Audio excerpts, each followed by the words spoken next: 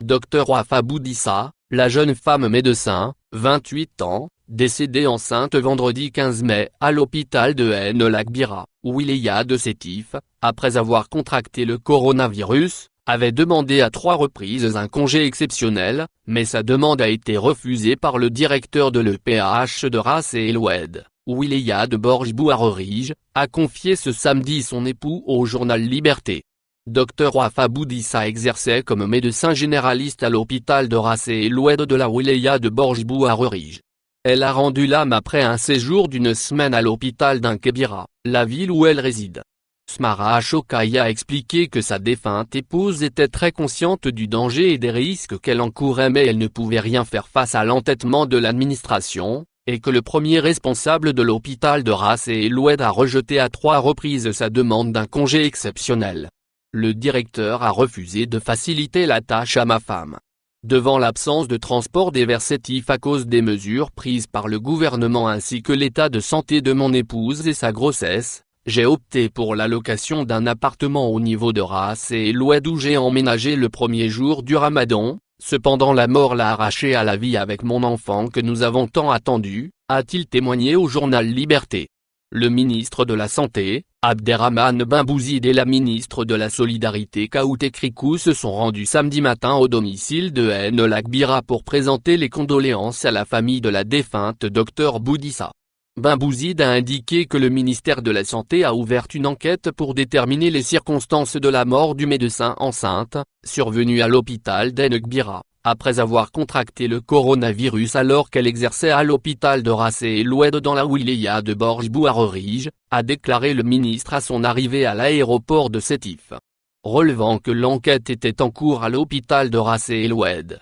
menée par l'inspecteur général du ministère de la Santé, de la Population et de la Réforme hospitalière, Ben Bouzid a ajouté que jusqu'à présent, aucune accusation n'est portée contre quiconque. Il a, dans ce sens, affirmé attendre les résultats de l'enquête. Au domicile de la défunte jeune médecin, le ministre a fait savoir que l'inspecteur général du ministère s'est rendu ce matin à l'hôpital de Ras El Oued pour enquêter sur les circonstances du décès, affirmant que des mesures seront prises suite au rapport de ce dernier et tous ceux qui ont commis l'erreur assumeront leurs responsabilités. Tard dans la soirée de vendredi, le directeur de l'EPAH de Ras El Oued a réagi dans un communiqué posté sur Facebook pour apporter des précisions concernant le décès de la jeune médecin enceinte.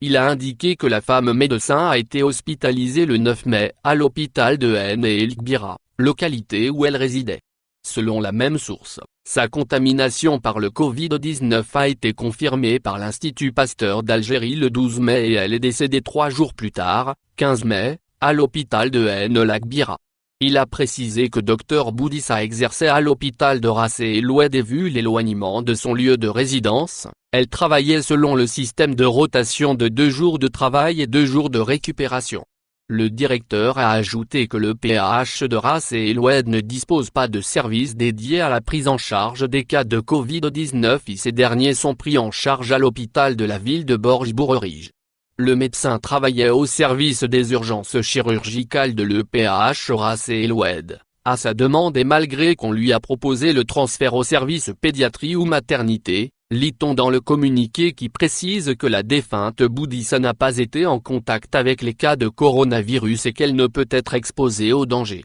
Cité par le journal Liberté, le président du syndicat national des praticiens spécialistes de santé publique, l'IS Morabet, a fait savoir que son syndicat a présenté le 26 mars dernier des propositions au ministère de la Santé afin de faire bénéficier les femmes soignantes et aides-soignantes enceintes d'un congé exceptionnel Covid-19. Après un mois de notre proposition remise au ministère, nous avons été destinataires de l'instruction N-18 du 26 avril, instruction qui a fait fi de nos doléances, a déploré l'IS Morabet.